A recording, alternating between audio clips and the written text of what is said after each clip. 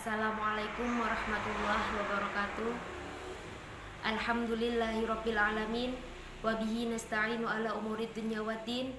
Wassalatu wassalamu ala asrofil anbiya'i wal mursalin sayyidina wa maulana Muhammadin wa ala alihi wa sahbihi wa barik wa sallim ajmain, amma ba'd.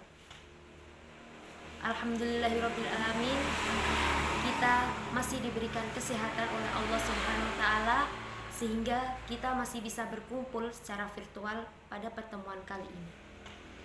Sholawat dan salam tak lupa kita haturkan kepada junjungan kita Nabi Agung Muhammad SAW yang kita tunggu-tunggu syafaatnya di yaumul qiyamah nanti.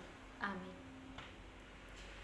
Pada kesempatan kali ini, izinkan saya menyampaikan sedikit ilmu tentang kiat-kiat agar doa terijabah. Sebagai seorang muslim, tentunya doa adalah bagian yang tak terpisahkan dalam kehidupan keseharian kita. Kita begitu sering meminta dan memohon kepadanya. Lalu, bagaimana agar doa-doa kita diijabah atau dikabulkan oleh Allah? Secara fitrah, dalam setiap diri individu manusia, pasti tertanam rasa ingin menjadi yang lebih baik dan sempurna. Oleh karena itu, Allah Subhanahu wa taala senantiasa menyediakan beragam jalan bagi hambanya agar mereka mau berusaha dan semakin dekat kepadanya. Islam secara tegas mengajarkan bahwa segala hasil yang diraih oleh manusia adalah sesuai dengan usaha dan jerih payahnya. Manusia yang selalu berusaha dengan sungguh-sungguh karena Allah Subhanahu wa taala pasti akan menuai hasil usahanya. Seperti terjemah dari surat Al-Insyiqaq ayat 84. Hai manusia, sesungguhnya kamu telah bekerja dengan sungguh-sungguh menuju Tuhanmu. Kamu pasti akan menemuinya. Doa menjadi bagian penting dalam setiap usaha manusia. Berdoa berarti mengetahui bahwa Allah lah yang menentukan segala usahanya. Doa bisa diartikan sebagai satu permohonan dan pujian dalam bentuk ucapan dari hamba yang rendah kedudukannya pada Rabb yang Maha Tinggi. Orang yang tidak mau berdoa kepada Allah bisa dikatakan orang yang takabur atau sombong karena tidak menempatkan Allah sebagai penentu segalanya. Rasulullah SAW bersabda, Allah Subhanahu wa taala sangat murka kepada orang yang tidak mau berdoa kepadanya. Hadis riwayat Ibnu Majah. Doa memiliki keutamaan dan faedah yang tak terhitung. Kedudukannya sebagai satu bentuk ibadah cukup menjadi bukti keutamaannya. Bahkan, ia adalah ibadah itu sendiri. Sebagaimana yang disabdakan oleh Rasulullah SAW, doa adalah ibadah. Hadis riwayat Tirmizi disahihkan oleh Albani. Meninggalkan doa adalah bentuk menyombongkan diri dari menyembah Allah Subhanahu wa taala sebagai Allah Subhanahu wa taala berfirman, Wa qala rabbukum ud'uni astajib lakum innal ladzina yastakbaruna an ibadi sayadkhuluna jahannam dakhirin. Yang artinya, dan Tuhanmu berfirman, berdoalah kepadaku, niscaya akan kuperkenankan bagimu. Sesungguhnya orang-orang yang menyombongkan diri dari menyembahku atau berdoa kepadaku akan masuk neraka jahanam dalam keadaan hina dina. Quran Suci Al-Ghafir. Dan doa itu menunjukkan tawakal pada Allah Subhanahu wa taala. Hal itu dikarenakan orang yang berdoa dalam kondisi memohon pertolongan kepadanya menyerahkan urusan hanya kepadanya, bukan kepada yang lainnya. Sebagaimana doa juga merupakan bentuk ketaatan kepada Allah Subhanahu wa taala dan bentuk pemenuhan akan perintahnya. Allah Subhanahu wa taala berfirman, Wa qala rabbukum ud'uni astajib lakum. Dan Tuhanmu berfirman, berdoalah kepadaku, niscaya akan kuperkenankan bagimu. Surat Al-Ghafir. Sejatinya, tujuan berdoa adalah meningkatkan kedekatan diri kepada Allah Subhanahu wa taala sekaligus untuk memperbaiki diri. Ibnu Athaillah dalam kitabnya Al-Hikam menjelaskan, bagaimana engkau menginginkan sesuatu yang luar biasa, padahal engkau sendiri tak mengubah dirimu dari kebiasaanmu.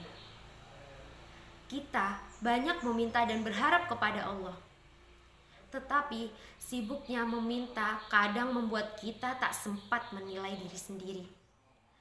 Padahal kalau kita meminta doa sembari berusaha untuk mengubah diri atau ikhtiar, Allah akan memberikan apa yang kita minta, karena doa itu adalah hakikat pengiring agar kita mengubah diri kita. Lantas bagaimana agar doa kita yang kita panjatkan terijabah?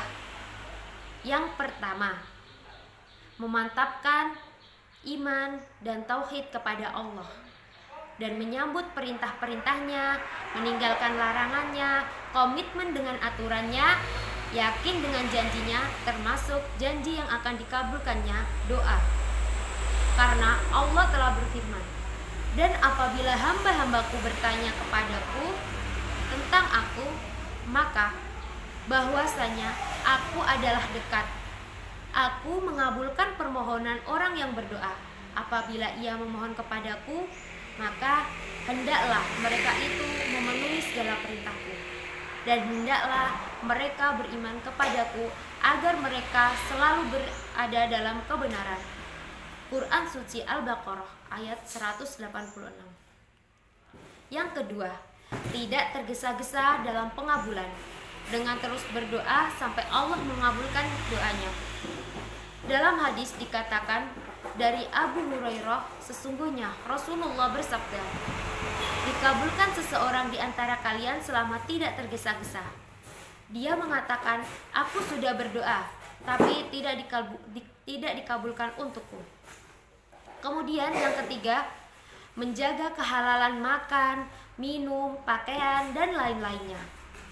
Sahabat Sa'ad bin Abi Waqqas terkenal sebagai seorang sahabat yang sangat terkabul doanya. Beliau pernah meminta Rasulullah agar mendoakan supaya ia menjadi orang yang terkabul doanya. Nabi pun mendoakan dan memberikan nasihat kepadanya agar selalu menjaga kehalalan makanan. Dari Ibnu Abbas berkata bahwa ayat ini dibacakan di hadapan Nabi SAW.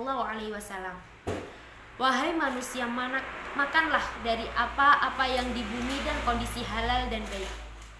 Lantas Sa'ad bin Abi Waqqas berdiri berkata, wahai Rasulullah, doakan saya menjadi orang yang terkabul doanya. Nabi bersabda kepadanya, ya Sa'ad, perbagusilah, usahakan halal makananmu, maka engkau menjadi orang yang dikabulkan doa. Demi zat yang jiwa Muhammad berada di tangannya, sungguh seorang hamba menelan satu suapan dalam rongganya, maka tidak diterimanya darinya amalan selama 40 hari. Begitu juga dengan hamba mana saja yang dagingnya tumbuh dari haram dan riba, neraka lebih berhak baginya. Yang keempat, memulai dengan pujian dan sanjungan kepada Allah, lalu dilanjutkan dengan sholawat kepada Rasulullah. Sholawat dan salam merupakan pembuka istijabah dan sanjungan kepada Allah, pengantar istijabah. Yang kelima, mencari waktu-waktu yang mustajabah, seperti setelah sholat dari hari Jumat, terutama antara waktu jeda 2 khutbah ketika imam duduk di mimbar, dan setelah asar setelah sampai maghrib, ketika sedang sakit, ketika bepergian, ketika hujan, antara azan dan iqamah, dan pada sepertiga malam terakhir. Yang keenam, mendoakan untuk saudaranya muslim. Dikatakan hikmah salaf, kalau engkau menginginkan dikabulkan doa, maka berdoalah dengan lisanmu yang tidak pernah engkau gunakan maksiat. Lalu ditanya, siapa yang tidak pernah maksiat dengan lisannya? Kemudian dijawab, gunakan lisan saudaramu, biar dia mendoakan engkau dan engkau mendoakan dia. Pasti doa itu terkabulkan untuk yang didoakan dan yang mendoakan. Yang ketujuh, mengangkat kedua tangan. Termasuk sunnah ketika berdoa mengangkat kedua tangan kecuali di waktu-waktu tertentu yang Rasulullah berdoa di kesempatan itu dan tidak mengangkat tangan yang mengisyaratkan bahwa hal itu tidak disyariatkan. Demikianlah sedikit ilmu yang dapat saya sampaikan. Segala kebenaran tentunya milik Allah dan setiap kekurangan datangnya dari saya sendiri. Terima kasih atas perhatiannya dan semoga bermanfaat. Wassalamualaikum warahmatullahi wabarakatuh.